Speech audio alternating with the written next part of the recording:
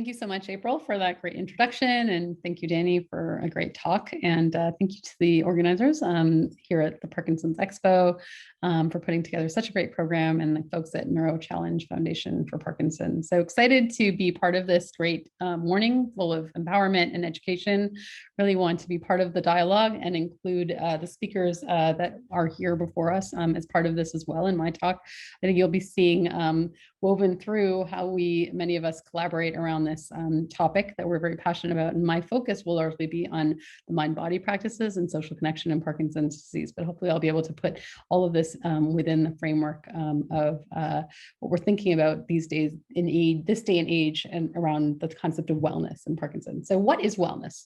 Wellness is not the opposite of illness. It's really this other kind of pursuit. It's an active pursuit of activities, choices, and lifestyle that lead to a state of holistic health. And hopefully you realize that this morning with all its events really have a lot to do with these sort of lifestyle choices. And hopefully each of the speakers will convince you that we are all very interested, even as Western trained Parkinson's doctors, on this concept of what we can do proactively every day with lifestyle choices to help with prevention, with setting the tone for you living the best life possible with Parkinson's. So wellness is something that's very self-directed. You as the patient, the person living with Parkinson's, have control. You have this conscious choices that you can make. And it's really the sense that there's this holistic health, not just a physical symptom, not just something like tremor or a difficulty with a cramping, but really this much more holistic picture of Parkinson's and you living with Parkinson's in your environment, in your communities, in your families, that really we need to be focusing on and helping you thrive to live your best life with Parkinson's. So we'll talk a little bit about this. So the classic medical paradigm in which I went to medical school in Toronto, Western trained, been practicing medicine in this paradigm for about 20 years, really talks about, a patient coming in with a symptom, perhaps tremor or, stiffness or slowness. We take a look, we say, you have a symptom, here's a way to adjust the medicine. We treat that symptom, you come back in 6 months, you report the next symptom. And it really is about this sort of episodic corrective kind of approach to symptoms. And really, I'm the clinician, I listen to you, I have to extract what the issue is, I prescribe a pill to you. It's very compartmentalized. And you as a patient are relatively passive in this equation. There's a sense that you are in poor health and I'm there to make you feel better. The opposite sort of paradigm, or this new paradigm that we're really shifting to, is the wellness paradigm. And it's not just exactly opposite. It sort of fits along with and alongside of this, but hopefully will inspire you to think about this a little bit more in terms of proactive lifestyle choices. There's really a sense that you are on a path to thriving, not just feeling better, that we're trying to maintain and improve health. There's this really preventative approach. It's much of a holistic health that we're trying to achieve, not just a physical symptom that we're trying to improve, but really this sort of maximal sort of whole body, whole person kind of approach, thinking about you, integrating it into your life. You as the person have responsibility, really trying to drizzle this in on a day-to-day basis, minute by minute basis, and really thinking about life and living your best life in a much more holistic way. And so that's sort of the paradigm that I really have been speaking around. And I'd like to convince you that that makes sense in Parkinson's. So wellness is not just well-being and happiness. So well-being is really this mental state, this sort of emotional state of feeling good. Happiness is really this sort of sense of being happy, right? So these are emotional, mental kind of dimensions that are still relatively unidimensional. When we think about wellness, it's really this proactive, intentional activities that we're picking. Really, it has a prominent physical component, not just the sort of state of being and things, but really the sort of lifestyle approaches that one is choosing over time. It's not just a sector. It's not something that I can sell you. It's really a sort of a way of life. And it has a cultural context. So it's important to realize that a wellness prescription for one person is not the same as a wellness prescription for the other. And really, it's not just sort of cookie cutter across the board. And so I may be defining wellness for somebody after listening to what the choices that they can make are that are very different. For example, a single Black woman living with Parkinson's at the age of 35 is going to be very different for a Hispanic grandfather who lives with a huge, family community that's rural versus somebody else who's in their 90s who might be Jewish, who lives in a nursing home. So all of these sort of things need to be considered. And it not just is about the racial context or the sex context, but even where in the world you're living, what are the options that you have before you. And so I really like this sort of drawing here by the First Nations on health and wellness. The First Nations are this indigenous tribe that is in North America, and they really have a very close relationship with the land, with other sort of groups, other tribal groups, other nations. And so really when they think about wellness for them, they have the human being in the center, surrounded by emotional, mental, physical, and spiritual sort of aspects. Wisdom, respect, relationships, and responsibilities are also part of that context. And then they think about themselves and their relationships between them and their family. The land is very important in that cultural context. The other nations around which they are living, these other tribes and groups are also very important in that context. And then their community. And then we think about environment, social, economic, and cultural sorts of milieus people are in. And really, we think about this sort of wellness and in all of these contexts to really help people to define what the lifestyle choices that they're going to be able to adopt and then move forward with. So I wanted to teach you a little bit about my background. I have a background in integrative medicine. I am Western trained, but I also did some further study in yoga and mindfulness. And then I ended up taking my board in integrative medicine. And what integrative medicine is this sort of borderland between traditional Western approaches and these other aspects of health, thinking about other traditional healthcare systems like Ayurveda, under which yoga is practiced, traditional Chinese medicine, under which Tai Chi may be practiced, and acupuncture may be also incorporated. So there's a whole bunch of other medical traditions that can actually be thought of to help with our day-to-day sort of care and lifestyle choices that may be incorporated for Parkinson's patients. And so I've been excited to go to these conferences. Dr. Mishley and I have been presenting in some of these spaces together to learn about how other physicians and other providers are caring for patients and people around the world. And so it's really been an eye-opening experience. And so one of the things that I like to remind myself of is that the WHO, so the World Health Organization's definition in the 1940s of health was thought of as health is a state of complete physical, mental, and social well-being. So it's not merely the absence of disease or infirmity. It's really this more holistic sort of approach, even by the World Health Organization, which is our leading, sort of organization worldwide that defines many things in medicine.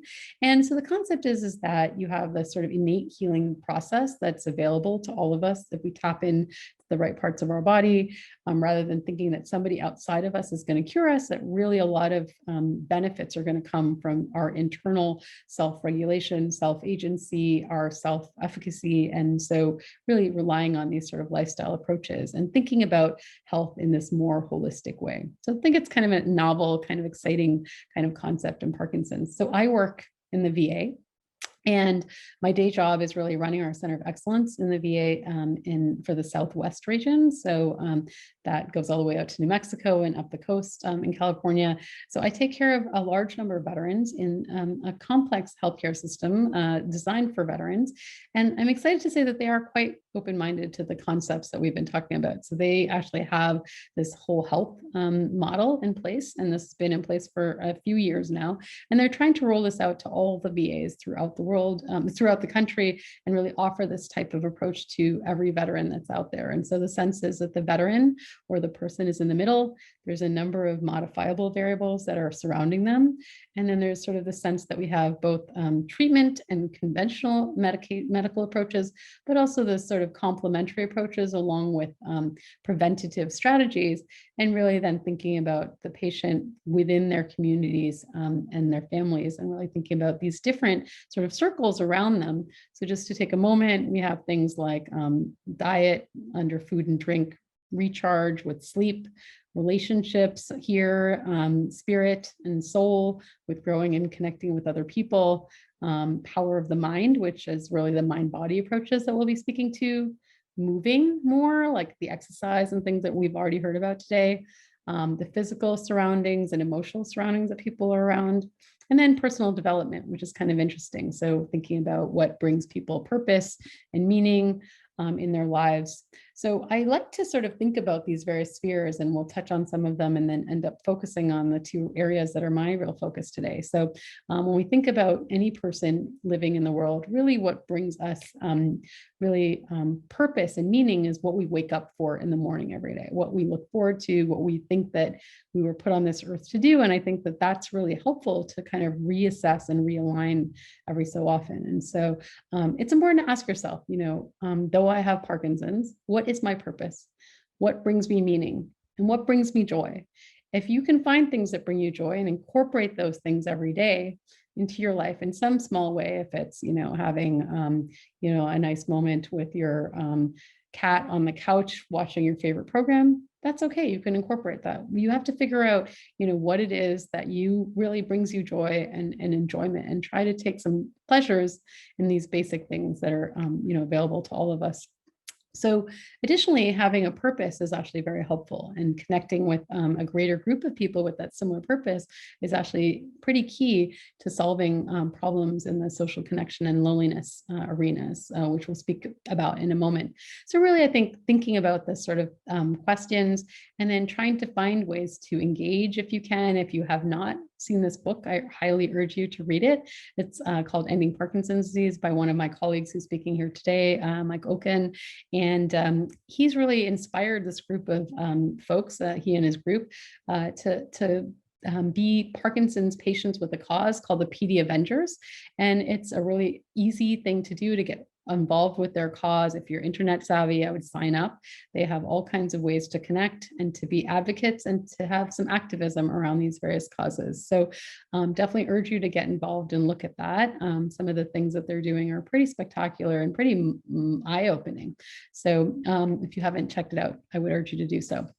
I, just like the first speaker, Danny, really believe that exercise is medicine. I don't want to belabor what he already gave a beautiful talk around, but just to suffice to say that I really think that yoga actually accounts for many of the things that we talk about in this exercise sphere. And so finding ways to incorporate yoga if possible to check some of these boxes. So it has the mind-body approach box. It also emphasizes things like balance. Stretching is incorporated in yoga.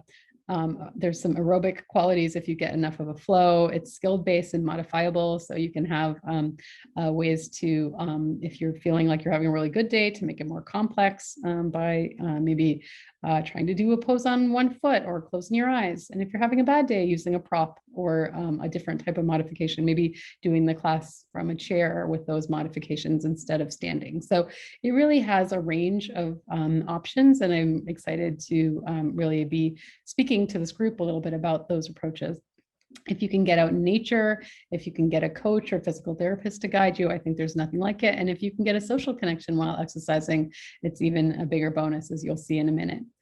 Staying mentally active is great and really important for our patients with Parkinson's. And when I talk about this, I don't mean reading all of War and Peace or, the whole Encyclopedia Britannica. I really am talking about finding things that you enjoy doing and trying to keep connected to those. And if there's some way that you can, figure out when you were in your 20s or in your teens, what did you like to read about? What did you enjoy doing? What did you look forward to? Sometimes reconnecting with those sorts of passions can actually keep you mentally active as well. It might be learning a new instrument or arranging some family trips and writing a little bit around them, photos of previous trips that you've gone on, maybe reading a short story if a book seems daunting. Taking these bite-sized sort of pieces to working to stay mentally active is really helpful. Sleep is so key, as many of us have realized in the pandemic. And I think that this is, outside of exercise, probably the best thing out of this sort of group of lifestyle approaches that really impact our Parkinson's patients. So getting 8 hours of consistent sleep a night, if you can, is helpful. Sleep is really what we're realizing is when you detoxify and you really replenish a lot of your energy and brain sort of juices flow much better at night. It's really when when your memories are cemented. So really, if you're having issues with cognitive loss, it really is so important to get a good night's sleep. You'll realize that the next day you'll feel so much better, both from a mental and physical standpoint. So really urge you to try to make this a priority and build the rest of your schedule around getting a good night's sleep, and trying to wind down towards the end of the day with the quiet music, maybe soothing tea. Create a ritual that really sort of puts your mind in that space, disconnecting from devices, trying to minimize too much social media or news towards bedtime is really important. And the more you exercise, the more you get that heart rate up, the better you'll sleep as well. So nutrition, Dr. Mishley is going to be following up after my talk on this amazing topic. We've done research together, really feel that diet is a huge also part of the story in our patients, and hydration is a huge part of the story too. I think that I feel like in the pandemic, I have not been, stopping from Zoom meeting to Zoom meeting to hydrate. I know how bad I feel when I get dehydrated. So just urge you to stay up on eating healthy Mediterranean diet, as well as hydration is so key. Now, focusing on the next part of my talk, which is really the meat of my talk for the next 10 minutes or so, really thinking about the mind-body approaches, as well as loneliness and social connection. So when we think about the mind-body approaches, there's a number of things that come to mind. People think about having to sit quietly on an exercise mat and zen out for 20 minutes and meditate, or sitting on a cushion and trying to disconnect from the world completely. And they find that very daunting. So I think that if you can pick something that may be more of an entry, that may be more palatable to this arena, it may be something like going for a walk in nature, maybe a 5 senses walk, where you spend 5 minutes really taking the time to put your feet in the grass and feeling the grass below you, maybe feeling the breeze against your skin, hearing the birds in your garden, feeling the sunlight on your face, seeing a beautiful flower and appreciating the intricacies of that, smelling a beautiful flower before you, and really taking the time to smell with all of your sort of olfaction apparatus. Really enjoy that smell, maybe picking a berry from your garden, really taking the time to savor these sort of 5 senses, maybe in a walk through nature. That's an easy way to be mindful, to be present in this moment, non-judgmentally, really being present, not with thoughts of the future or thoughts of the past, and really just focusing. And that's really what mindfulness is really about. Some people use prayer, for example, use a focus like a rosary or a mantra, for example, in traditions in Buddhism and Hinduism, where they chant can be another place of focus. Sometimes singing, dancing, art, music, all of these things can be ways to stay present in the moment with your focus in one space. And so I urge you to think about out of the box, maybe entries to this sort of space. I love yoga. As I mentioned, yoga incorporates some mindfulness meditation. It also incorporates some tremendous breathing exercises, and breathing is hugely important for the autonomic nervous system in Parkinson's disease. Parkinson's disease, that autonomic nervous system, so it's that nervous system that's working in the background, can get dysfunctional. And so by focusing on breath work, it can actually really reset that dysfunctional autonomic nervous system. And it can be tremendously helpful for anxiety and mood, insomnia, and things like that. So I think it's a breathing practice can actually be really transformational if done correctly. There's also other ways that you can be mindful and in the moment. So sometimes journaling, so writing down 3 things that you're, feel grateful for, maybe writing down a reflection on your day, or, on somebody who means something to you, and writing them a letter, perhaps. I think these are ways that we can stay in the moment and be mindful without having to do a 20-minute guided meditation that's formal. Additionally, there's a lot of actual ways to get involved with mindfulness practices. I studied mindfulness-based stress reduction, which is very therapeutic for Parkinson's patients. I urge you to look into some of these resources. This was an 8-week class, which was once a week for 2 hours, really very therapeutic. But if this is daunting, maybe just starting with a minute or 2 minutes or 5 minutes, and building up slowly to 20 minutes a day is really an amazing, sort of easy path to hopefully getting people to meditate more. Tai Chi can be a form of a moving meditation, and yoga also incorporates some of these practices as well. So urge you to think about the options, maybe start with a bite-sized piece and then work towards something more formal. So just spending a moment looking at the data. So there's been some research looking at mindful yoga, and this study looked at a relatively large number of patients, 138, and there was benefits seen in this cohort in these non-motor outcomes, which are really pretty important, anxiety and depression. So that was kind of an exciting study that was out of Hong Kong in the last few years. There's a study on Tai Chi that looked at balance outcomes that was well done, that was reported in the New England Journal in Parkinson's disease. So another mind-body approach that has some data. And then coming to our kind of more recent data on the second topic that I'm going to be focusing on is about social connection and really thinking about the importance of social connection in our everyday lives. So this was a paper that Lori Mishley and I ended up getting published from her data set, which I'll be speaking to you around. It's sort of an interesting group of findings that I think should hopefully be helpful for you to guide some of your wellness approaches moving forward. So Lori and I have collaborated, as I mentioned, on a number of things. We started to get interested in modifiable variables. So what are the things that our patients can pick to help them live a better life? And so we started going to meetings, and I was quite taken aback with some of the data that was generally presented in the last 5 years about how bad it was to be lonely. I was struck by the fact that being socially isolated was worse than smoking a half a pack of cigarettes a day or being obese in general populations. And really, there was a lack of this data in Parkinson's disease, and we started to look at this a little bit more. We were really thinking about, what are the basic human needs: food, water, shelter. And actually, social connection is thought to be a basic human need. So really something that I think we as a society have forgotten. So the definition, so social isolation is something that we can kind of measure how many ties people have, who they live with, who they're interacting with. Loneliness is much more of the subjective sort of emotional state. So there's sort of a sense that I have relationships in my life. There's relationships that I perceive that I want. And sort of this gap between what I have and what I desire is really this sort of concept of loneliness. And so thinking about these sort of thoughts in your own mind while I'm going through this is helpful. So what are the ways that we can connect with people? I was really impressed with sort of this background that I learned about before we started our study. So it's important to realize that you need 3 spheres of connection in order to feel socially connected. One is the intimate sphere, in which we yearn for a close confidant or emotional partner.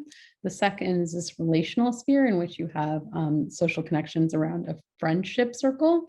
The third is this collective sphere, in which we feel connected to society through a bigger group that might have a like-minded purpose to us. So for my veterans, it might be that they feel connected to a network or community in society that is having a purpose around being veterans.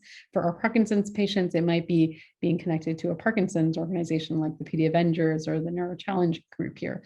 So it's really about sort of finding these connections. And it's important to realize that a couple that you see before you may actually be lonely because of lacking of relational or collective relationships, despite the fact that they may be happily married and have that first box of the intimate loneliness be met. So I think that, it's important to think about your group friendship circles, the people that you're connecting with on a regular basis, and see if we can kind of improve on that.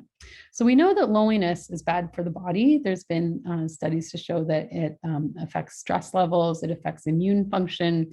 Loneliness affects cognitive processing. People who are lonely tend to be hypervigilant, and it actually predisposes them to anxiety.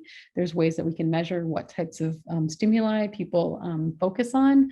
And you can actually see that with lonely people, they tend to focus more on the negative, socially threatening stimuli than the pleasant ones. Additionally, loneliness can affect sleep and disrupt circadian rhythm pretty badly. So it's important to realize that these are all things that our people living with Parkinson's are also at risk for having. So we went into the study really thinking about what are the ways that we can modify our day-to-day lives and try to help our patients living with Parkinson's to live better lives. So one of the things that we've already mentioned is that exercise is medicine. And so here you see the beneficial effects of 7 days a week of exercise, 30 minutes a day on people living with Parkinson's in this cohort. And here you see the negative effects of being lonely on the same cohort. And you see that being lonely is as bad for you as the beneficial effects of 7 days a week, exercising 30 minutes a day is good for you. And so really what we were able to sort of take away from this is that if we can sort of correct that double whammy. So if you think about the pandemic, we had people who were socially disconnected, had also been derailed from their exercise programs. And really that sort of group was really at risk for really derailing with their Parkinson's symptoms and feeling much worse. If we can correct that in a proactive, modifiable way through what these choices, and we've talked about with wellness, if we can exercise and we can socially connect, it's actually a double positive. And so we really want to try to urge patients to think about ways to do this. So going into the pandemic, we had this worry. This graphic was designed about week 1 or 2 of the pandemic and was in a major journal very quickly. Social isolation, stress, and physical inactivity, the role of this on the Parkinson's patient with worsening symptoms, making them downward spiral. How can we counteract that? And it's really sort of the winners of the day were in this wellness paradigm. So socializing online, mindfulness, home-based online workouts, really thinking about sort of what can rescue people from, this downward cycle. And so really thinking about proactive ways to think about this. We have this sort of 3 pandemics all interplaying.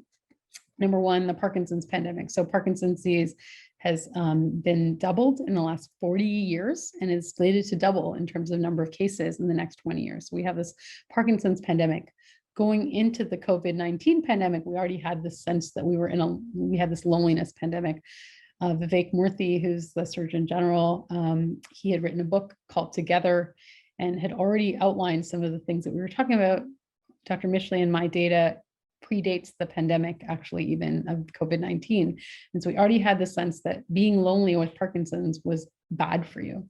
And then enter COVID-19. And really this worry was that we were going to have this downward cycle. And this was an illustration we put in our paper of patients being socially isolated with increasing issues with the stress hormone cascade, immune issues being disrupted sleep, leading to worsened motor and non-motor PD symptoms, worsened anxiety, apathy, depression, more social disconnection, and more social withdrawal, leading to a further downward cycle. And so how can we improve this? Enter social prescribing, which is what I wanted to spend the last few minutes talking about.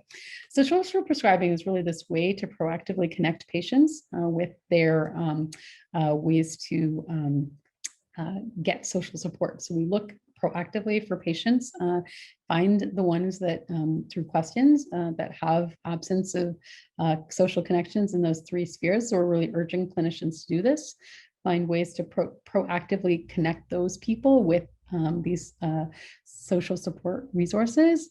And it could be as easy as finding populations through a survey like this VA Compassionate Contact Corps, where we took volunteers that used to go into the VA, we took them and we virtually disseminated them at the VA through VA volunteer services to proactively call people on the phone or through an iPad, through virtual visits to check in on them weekly.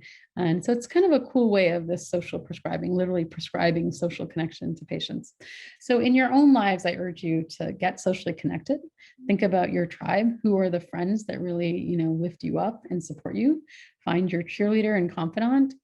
Think about meeting your neighbors. Reach out to people. You may be actually helping somebody else who's lonely get connected. Additionally, thinking about online support groups. As you come out here already, you've already checked that box. Thinking about ways to connect through exercise groups, spiritual, religious groups, maybe thinking about a Zoom family time and happy hour once a week. We've been doing this throughout the pandemic, and it's actually connected us in a way that I never really foresaw. So my parents live in Canada. I haven't seen them in a year and a half. We have various siblings around the country with their little ones. And so we've really been able to take the time out of our busy lives to connect quite deeply, actually. Once you kind of forget the technology, it's really a proactive way to keep abreast of what's going on with each other, and really a lovely way to socially connect. I've also been running a virtual support group meeting for the last year and a half, and then also been blogging with Dr. Oken on the Parkinson'sSecrets.com blog spot. So urge you to check those out. So a shout out for our caregivers as well out there. Self-care for all is important. So thinking about all the things that we talked about, including going to your own doctor's appointments and taking care of yourself. That oxygen mask analogy of putting the oxygen mask on if there's a lack of oxygen on the plane for yourself before you care for others really is what it's about. So really urge you to also socially connect and find ways to ask for help if you're in trouble. We know that it's been a rough year for our caregivers, and we really see you, remember you, and we want to care about you too. So again, at the end of the day, it's about being kind to yourself, being good enough, letting go of your expectations. I think for all of us, it's been an exhausting year and a half, and I think it's a marathon and not a sprint. We're still trying to figure out how to move forward from this. So I think really it's about taking those moments, if you need breaks, to be kind to yourself, trying to be proactive about creating these wellness strategies and creating a schedule in which to incorporate them in, and giving yourself some permission sometimes to just, not be perfect. Sometimes a bowl of cereal for dinner is okay, just give yourself that permission. I created this graphic early on in the pandemic with a cartoonist psychologist colleague. And I just wanted to put this up here because I think it still resonates. I think this year has been exhausting. Many of us have felt a mix of emotion. We've had all kinds of things ranging from shock to fear, to foreboding, grief, terror. It's been an exhausting year. But I think on the flip side of that, the silver lining is that I've seen many people rise to an occasion that has been pretty amazing. We've had a lot of solidarity. There's been a sense of altruism around the world, thinking about how we're connected and interwoven in our fabric of our everyday existence. My wearing a mask can protect you from getting the disease. A virus that starts across the globe can affect my family. So really thinking about that connectedness, the solidarity. I have tremendous hope for the future. I think we've really, unveiled some inequities and inequalities in the healthcare system that many of us are trying to solve. And we're also, I think, finding new ways to start really a serious dialogue about these wellness approaches. And I commend the organizers of this meeting for putting together such a great group of speakers, really emphasizing the need for our patients to get more educated so that they can take proactive choices and really empower themselves. Thank you so much for the opportunity to speak to you today, and happy to take any questions in a few minutes. Bye.